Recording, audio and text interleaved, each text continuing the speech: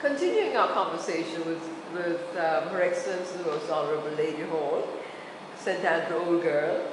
And Lady Hall, we want to look at the next phase of your life, which after all, you're teaching and administering at Edna Manley College. And incidentally, you're sitting beside Edna Manley's well-known bit of sculpture. At a later stage in your life, you got married again to Professor Kenneth Hall, who was principal of the Mona campus, University of the West Indies. That must have taken you into a different field. Yes. And interesting life. Tell us about that. It's a complete change.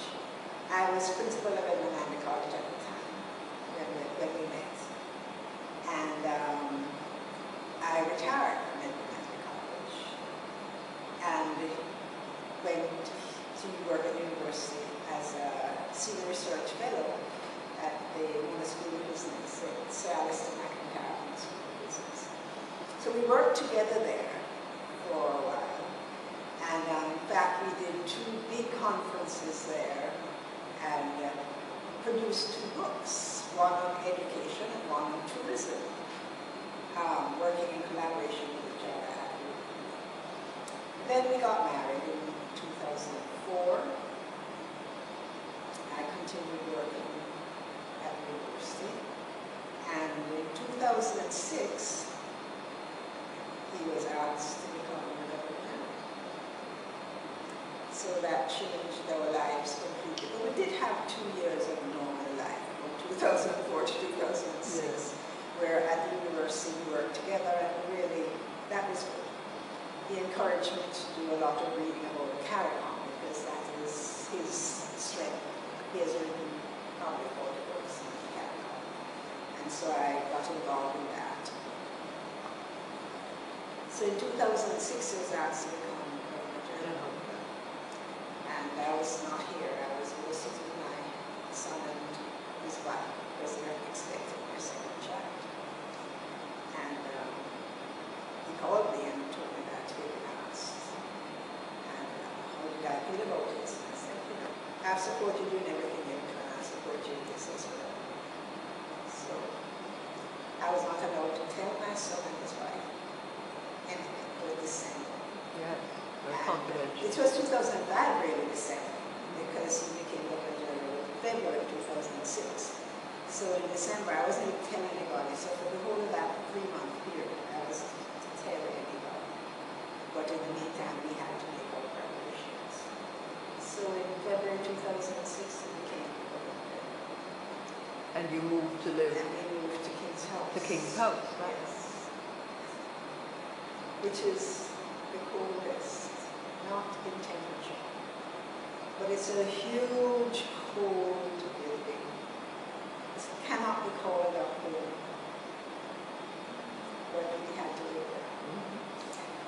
I'm sure you turned it into your as good a home as it. Yeah, well, we had a floor, a 3rd floor, which was residence, and I had it painted in the colors I liked.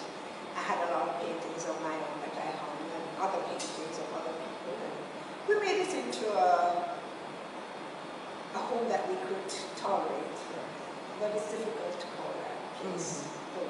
Yeah. But we did the best with it.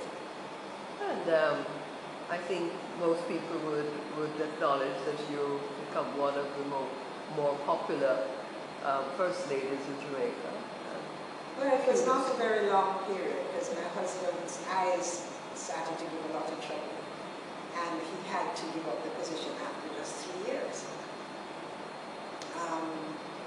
With the cameras on him all the time, his eyes just broke. I mean, tears were just running down his face. And he said, okay, I'm not going to stay in this position till it gets to the point that people say, why doesn't he just give it up?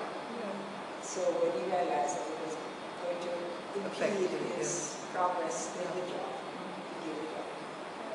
So we were there for only 3 years, but in that 3-year period, we did so much. we traveled across the island and went to all the schools that we could visit. We got to meet some of the brightest kids in this country. We had breakfast meetings with them in hotels and exposed them to the kind of life that they didn't normally have been exposed to. The hotel people were very good to us, and we had good sponsors to pay for all of that. Because education is his thing, it's mine as and well. yours. So we got to meet all these really bright kids, and he started the Youth Award. The Youth Award, the Yes. Governor General's Youth Award. Exactly. Right. So the 3 years were very full of activities, and a lot of exciting things happened, especially in the schools. I remember we went to a school way up in the top of the hills in the South Trelawney, and it was a tiny school. All the parents and the children came out that morning when we went to visit, because it was one of the schools that had the best results in GSAT? what's the one we do from elementary school? GSAT. GSAT, okay? And when we got there, on the top of the hill, they had placed 2 life-size pictures of Kennedy. It was really wonderful, and the parents came out and they were so supportive. So we had 3 good years, and got very much involved in the young people of this country. Some of whom are still when we were going there, said, "Well, you gave me my award, sir." And you also got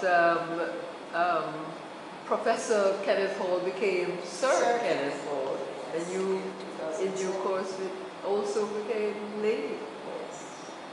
And you met the Queen. We met the Queen, yes.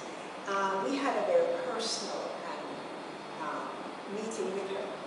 Normally when people are being knighted, they're probably 3 or 4 at a time. Right. He was knighted by himself.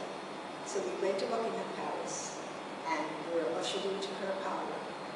And we went in, told ahead of time what we needed to do with him leaving on the stage and all that sort of thing. Curtsying and all that. Right, all the right things.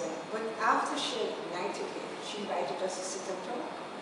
And we spoke with her for about 15 minutes. And she remembered all the things about Jamaica. She had been here so many times. She remembered specific things about bringing King's Cross. Really? Yes, she never forgot anything.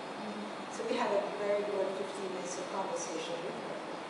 And then when we were supposed to leave, I was supposed to stand up and curtsy and then walk to the door. But I walked to the door, forgot to curtsy, so I had to turn around at the door and curtsy. So it worked out. Absolutely lovely. Right, so back down to earth in Jamaica. We now want to talk about some of the fun things that have happened to you in your life. So we'll do that right after this.